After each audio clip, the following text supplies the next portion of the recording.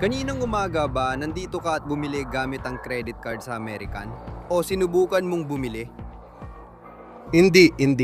Ang babaeng ito ay umano'y gumastos ng libo-libong dolyars sa mga mamahaling gamit sa isang mall. Pero ang pera ra ay hindi kanya. Lahat ay lumingon, Tito. Bakit kailangan mo maging ganun? Sinubukan ko naman. Hindi naman ako lumalaban, pero bakit sobra mong sinasaktan ng braso ko? May bago kaming inilabas na kuha sa body cam na nagpapakita kung paano siya umano'y nabisto. Heto na. Paano ko ito matatanggal? Hindi. May iba pa ako. Hindi. Sige. Nakuha ko na. Hintayin mo lang na humingi siya ng tulong sa tinawag ng pulis na sugar daddy niya. Ano ba yan? Babe, pasensya ka na. Naka-speaker ka ngayon. Talagang sorry ako sa lahat ng ito. Ito ay isang pag-uusap na ayaw mong palampasin. Ito ang On The Case, hatid ng Law and Crime. Ako, si Law and Crime.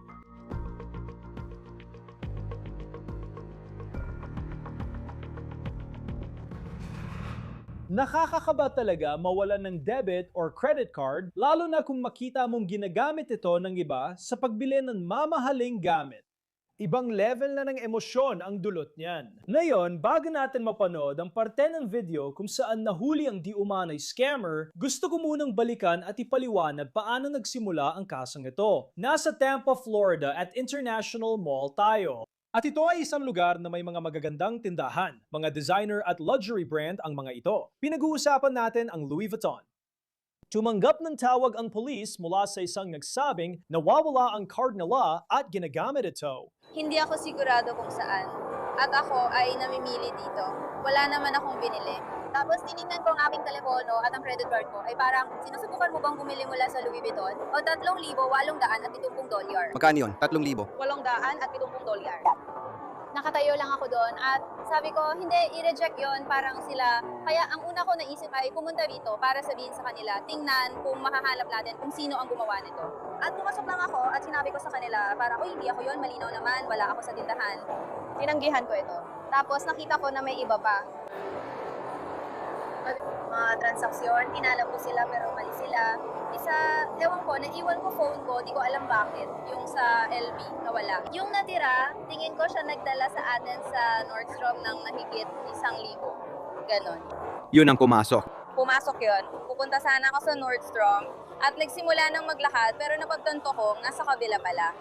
Bumalik ako at tinanong sila, sa kanila ako binigyan ng lahat ng impormasyon. Malinaw na sinabi ng babae na nawala niya ang debit card sa parking lot tapos may gumastos ng mahigit $1,000 sa Nordstrom gamit yan.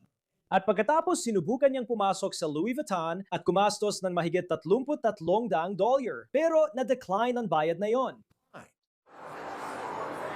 Uy, kumusta? Tagapamahala ng tindahan? 4 na minuto. Sige, ikwento mo paano ka nasangkot. Pumunta ang pulis sa Louis Vuitton para alamin kung sino ang gumagamit ng card. Yung kliyente nakakausap mo lang. Oo, i-report. Oo. Report. Pumasok siya sa tindahan at sinabi, kakabawas lang sa akin ng halagang ito, 3,870 dolyar na tinanggihan ko.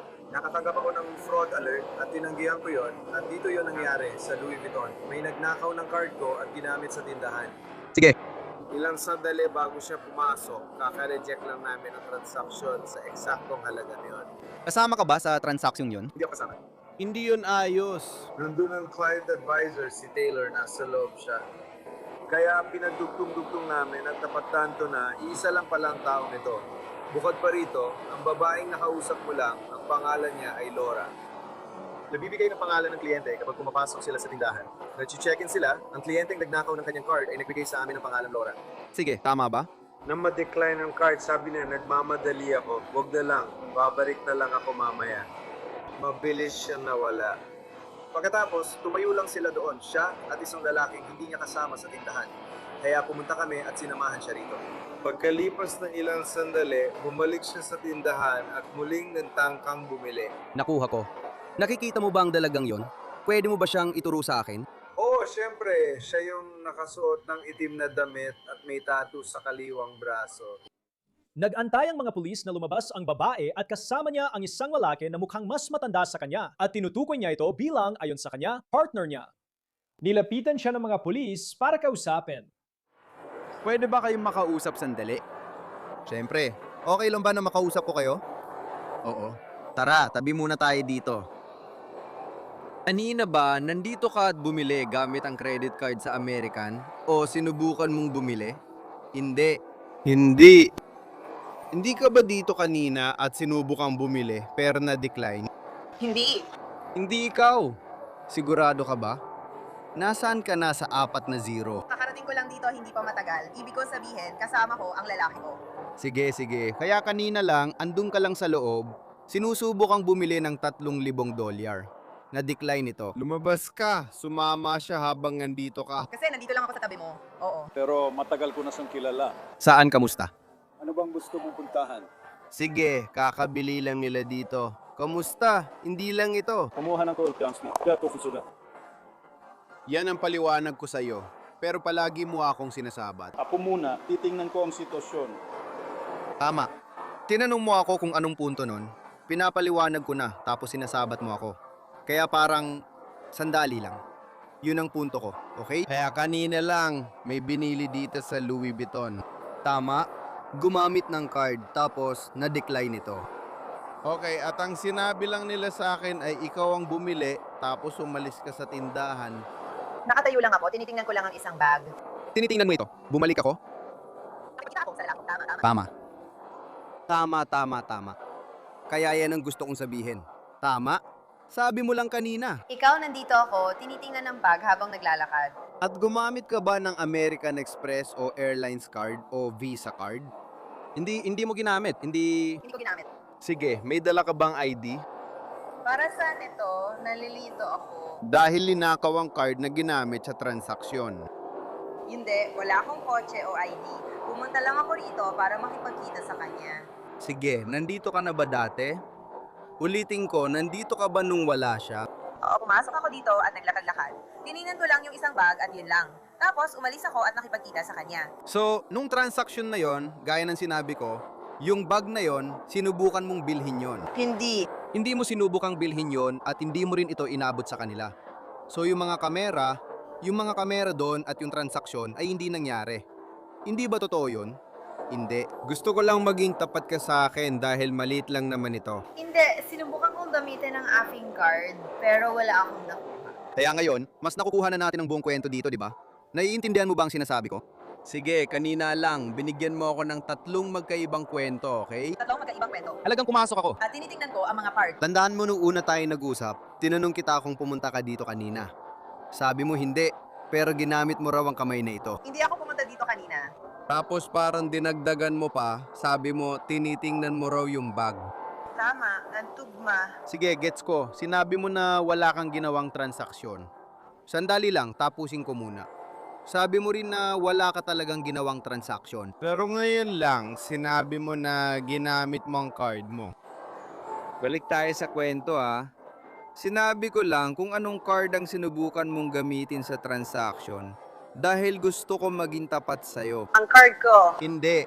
Yung card na sinubukan mong gamitin pang bili. Nasa atin ang card ko. Sige. May dala ka bang ID mo? Wala ako. Sige, ayos lang. Ayos lang yan. Wala kang gamit na may pangalan mo sa bag mo? Meron akong card, oo. Sige, pwede mo bang ilabas yun para sa akin?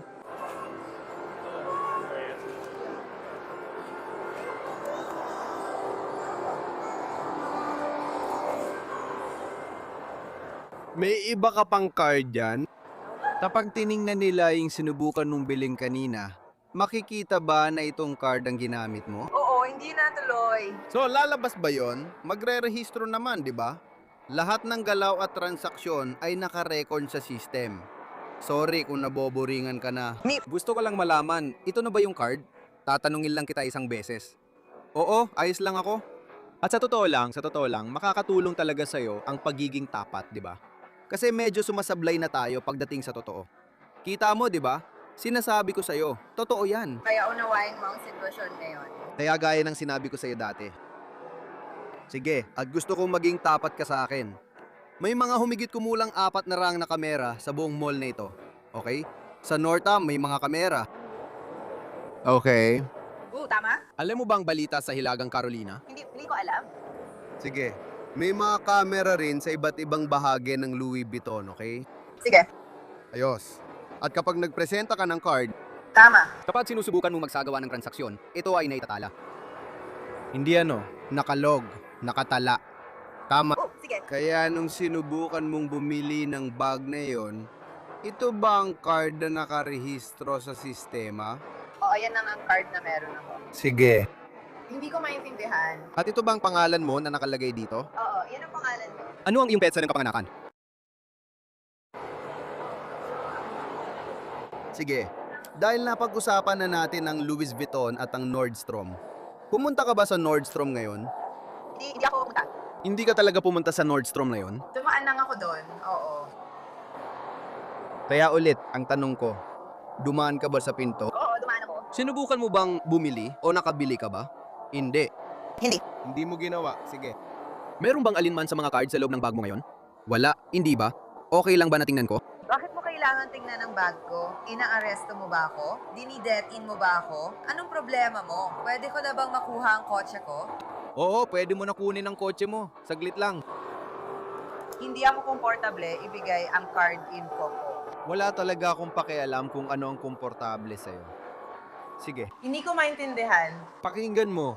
Naiintindihan mo bang nangyayari? Hindi talaga ako. Pare, sige, uulitin ko at ipapaliwanag ang kwento. Naranasan ko na. Nagmamaneho ako papunta rito ng halos 1 oras ako. Sinabihan ko si Valerie na magkita kami sa Nordstrom's.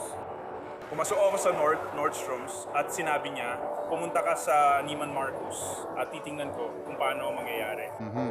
Kaya, ulitin ko, ipapaliwanag ko ang kwento. May ninakaw na card ng isang tao. Sige. Yung taong may-ari ng card ay nakatanggap ng abiso mula sa Nordstrom. Sige, may biniling nagkakalaga ng $1,000. Medyo higit pa sa $1,000. Sige. Neiman Marcus. Sorry, Louis Vuitton.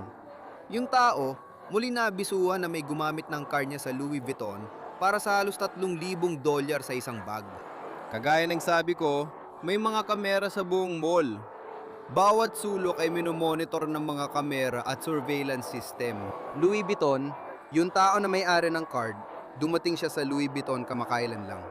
At inalerto sila tungkol sa nangyayari. Sige, syempre kaya nilang balikan at ilog at makita ang bawat transaksyon at pagbili na ginawa. Sige, kaya itong dalagang ito ang kanilang natukoy. Isa lang ang na-decline na transaksyon na yung araw para sa parehong halaga.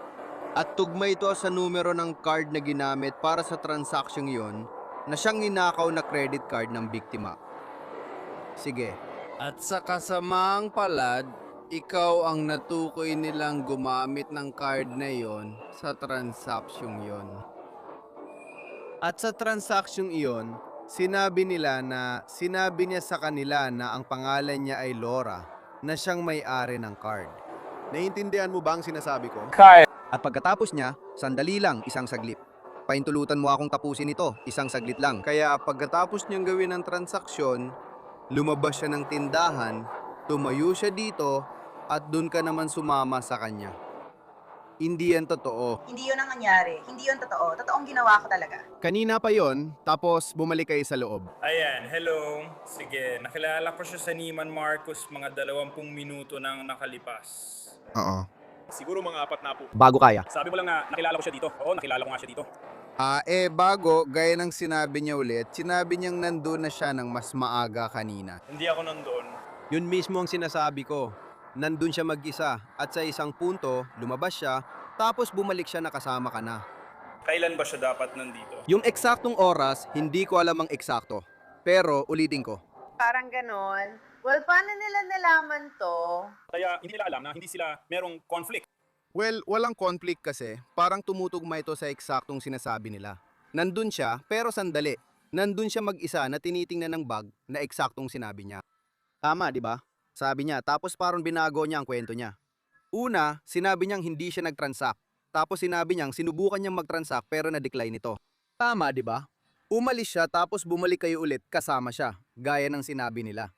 Sige, sinabi mo lang na bumalik kayo. Gusto mo bang itama yon? Dapat sabihin ko na bumalik siya kasama ka. Kaya hindi ka talaga naging bahagi ng orihinal na pangyayari kahit kailan. Kaya hindi ka talaga naging bahagi nito kahit kailan. Pero umabot sa akin at nagtutugma ang kwento. Nandun siyang mag-isa. Sinubukan niyang gumawa ng transaction gamit ang ninakaw na card ng biktima. Tapos, sumama ka paglabas niya. Kaya kayo, kahit anong mangyari o magkita kayo, bumalik kayo sa loob o pumasok ka sa loob kasama siya nung oras na yon. Kaya wala kang kinalaman doon kahit kaunti. Sige, kaya meron na tayo niyan. Makukuha natin yan. Makukuha natin yan. Sige. Sige, pinutol mo ako, kaya sabihin kung handa ka na. Sige, kapag handa ka nang magsalita. Sige. Nakilala ko siya sa ibang lugar at mga 20 minuto bago kami nakapasok. Tama. Paulit-ulit mong sinasabi na lagi kong ginagamit ang kami o tayo, kahit di naman talaga yon ang mahalaga. Sinabi mo na pumasok siya bilang Laura at ginamit ang card ng iba sa ibaba ng Nordstrom's. Sa ibabaw, sa itaas, aliman doon. Sige. Kaya ginamit mo rin ang bahagi ng card na yon bilang Laura dun sa Nordstrom's. Na hindi ko masyadong pinoproblema. Sa ngayon, ang inaalala namin ay ang Louis Vuitton. Kaya dalawang magkaibang insidente ito. Dalawang magkaibang insidente. Sige, kaya pumasok ko doon at parang nilalandi niya ako para makakuha ng bag ng ilang sandali na. Kaya binibigyan niya ako nito na matagal ko nang binigyan ko siya ng bag. Sinabi ko ito dahil hawak kita laban sa kanila para mahanap ang bag. Kinausap niya ako para gawin yon, kaya ginawa ko. Ngayon, ayan na. Dahil sa prinsipyo ko, sinabi kong ilalagay ko ito sa bag o saan man. Tama. Kaya hinanap ko ang bag. Wala itong kinalaman sa nauna. Hindi ko rin talaga masabi. Sinasabi mo bang mag-isa siya at hindi kasama ang iba? Oo. Kaya ulit, Kanina lang, mag-isa na naman siya.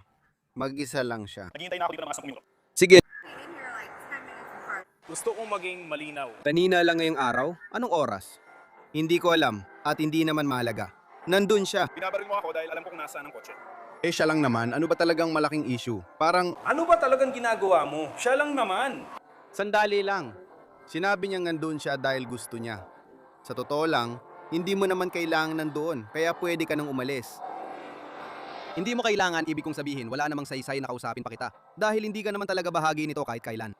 Katulad mo, gusto mong linawin ko yung tungkol sa marijuana. Kaya hindi ka talaga kasali dito kahit kailan. Ang issue ko ay sa kanya. Sige, okay. Kaya sa ngayon, ikaw ay diniditin tama? Para sa isang investigasyon, okay?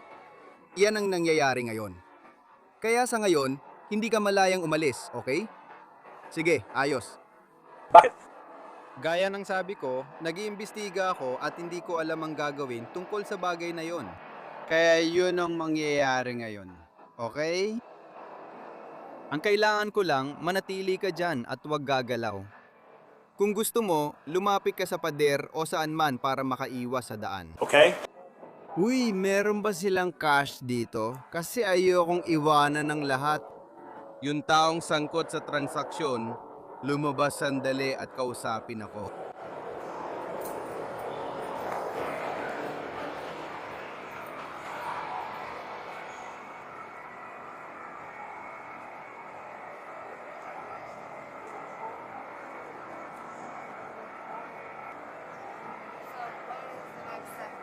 Ang susunod na hakbang, may ilang mga hakbang pa.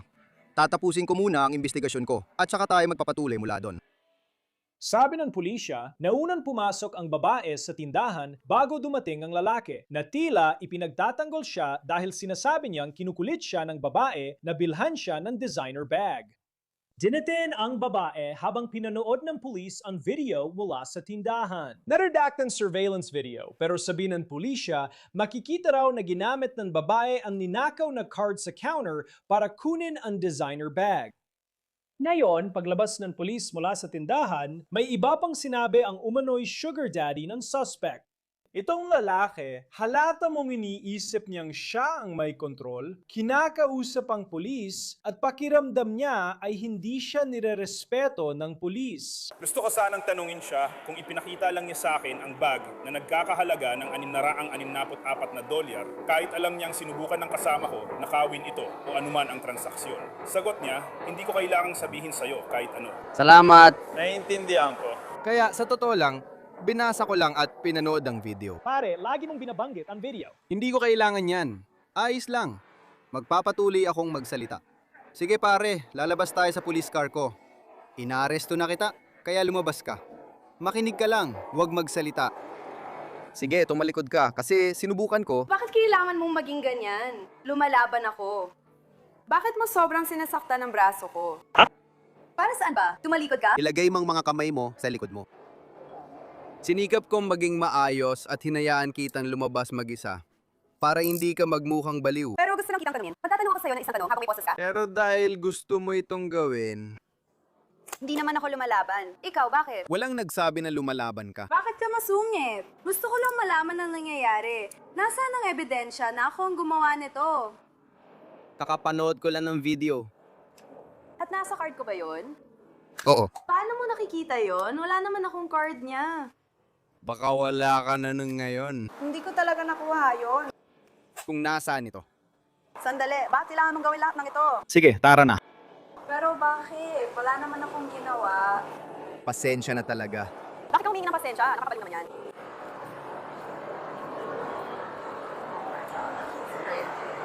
Alam ko. Eh ngayon, ano na? Anong mangyayari? Magsasalita ka ba?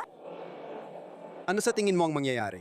Di ko alam. Gusto ko lang malaman. Wala pa akong ganitong kalanasan.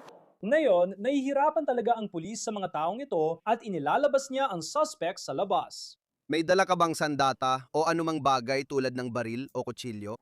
Wala. Mapupulong ba ako? Malamang Iyan ang nangyayari kapag nagnakaw ka, makukulong ka. Pero hindi ko naman ginawa. Sige, kung gusto mo talagang panindigan ng kwento mo, bahala ka, aray. Kung gusto mo pa rin ipanindigan yung kwento mo, Ayusin ko ito. oo. Tapos sinusubukan mo pa rin maging mabait sa kanya. Tumingin sila at sabi nga, ayat ako sa ibabaw ng mga limitasyon ng merkado. Pagkatapos, pinunan ng opisyal ang ilang papeles at binasa sa babae ang kanyang mga karapatan. Tinanggal mula sa body cam video na ibinigay sa atin ang sagot niya sa opisyal tungkol sa nangyari. Pero ayon sa ulat ng pulis, ang babae na kinilalang si Valerie Sahay, umano'y umamin na nakita niya ang debit card sa lupa sa parking lot. Sinabi niya sa opisyal na ginawa lang niya ang karaniwan kapag nakakita ng debit o credit card sa lupa sa ganong sitwasyon. Umano'y sinubukan niyang gamitin ito para bumili ng mga bagay na abot sa libo-libong dolyar ayon sa ulat. Ayon sa pulisya, inamin niyang binili sana niya ang bag gamit ang card. Pero nang hindi ito gumana, tinawagan niya ang sugar daddy niya para siya ang bumili. At binili ron ng sugar daddy niya ang bag na yon para sa kanya na nagkakahalaga ng libo-libong dolyar ayon sa pulisya. Sige, salamat sa pagiging tapat mo. Sandali lang Tingnan ko muna. Kailangan kong tingnan ang criminal record mo at lahat ng yan. Tapos, siya ka tayo mag-uusap. Ngayon, ang magandang balita ay nahanap ng mga autoridad ang card at naibalik ito sa babae na nawalan nito sa garahe. Sige, Gusto mo bang tumawag? Kailangan mo. May paraan ba para matanggal mo ito? Hindi. Ibig ko sabihin, paano ko ba ito gagawin? O baka pwedeng paluwagin ng kaunti? Hindi. Kailangan mong iunat ang mga braso mo palabas o kung anuman. tinanong ni Sahay ang opisyal kung pwede siyang tumawag. Isa para sa nanay niya at isa pa para sa lalaking nasa tabi niya. Sa body cam video, binanggit niyang ang sugar daddy niya ang bumili ng bag na iyon na mahigit 8,000 dolyar ang halaga. At ang lalaking yon nalabis na insulto habang kausap ang mga pulis. Pero based sa tawag na ito, nagiba ng pananaw niya sa kwentong ito. Babe, sorry ha. Naka-speaker ka ngayon. Humihingi talaga ako ng tawad sa lahat. Ang ibig ko sabihin, alam mo naman mangyayari talaga ito. Kung hindi, baka hindi na natin makuha ito. Hindi ako ang one phone call mo. Anong ibig mong sabihin? Alin ang sinabi ko? Anong ibig mong sabihin, babe? Hindi mo ba ako pwedeng i-record? Hindi. Seryoso ka ba? Nasa telepono ako. O sige. Paano naman ang lahat ng bagay? Hindi ko talaga sasabihin sa'yo, pare. Tanga ka talaga. Paikot-ikot ka na nga. Nagnanakaw ka pa ng mga credit card. Hindi ko naman sinasadya. Natagpuan ko lang yon at alam mo na, isang napakabobong desisyon. Oo, totoo yan. Dadalin mo ako sa kulungan. Hindi ko alam kung paano kita matutulungan. Hindi mo ba ako matutulungan magpiansa bukas? Hindi. Seryoso? Oo, tawagan mo ang tatay mo. Hindi nila ako matutulungan, babe. Kailangan mo. Issue ito ng pamilya. Pero wala silang may tutulong sa akin. Kailangan mo harapin yan. Anong ibig mong sabihin? Malinaw ang sinabi ko. So ako lang pala. May nagawa kang sobrang tana at hindi pwede yun. Gonna go right quick and Bilisan mo at kunin mo ang mga gamit mo habang ginagawa niyon. Naaresto si Valerie Sahay, 31 taong gulang dahil sa 2 kaso ng pandaraya gamit ang credit card at isang grand theft na third-degree felony. Hindi pa rin malinaw ang naging resulta ng kaso. Hindi na ito nakapangalan kay Sahay sa Hillsborough County Court records. Hanggang dito na lang sa On the Case ng Law and Crime. Mag-subscribe sa YouTube, Spotify at panuurin kami sa Peacock. Ako si Law and Crime, hanggang sa susunod.